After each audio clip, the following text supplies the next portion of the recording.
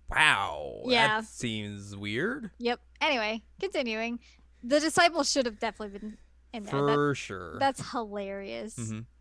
In the manga, Sango is barraged by the guard spears before being attacked from behind by Kohaku. In the manga, where Kagewaki Hitomi attacks his father, he lops off his father's head, which then turns into a spider. In the anime, he strikes his father's back and stabs the spider's shadow. The manga version sounds way cooler. Yeah, it does. The anime adds a scene of Naraku infiltrating Sango's village in the fight with the horde of demons. And the group poking fun at Miyoga always abandoning Inuyasha when things get dangerous is omitted in the manga. Rip. I mean, that's true. Yep. That is for true. Yep. But we will talk about next time episode number 25, Mm-hmm.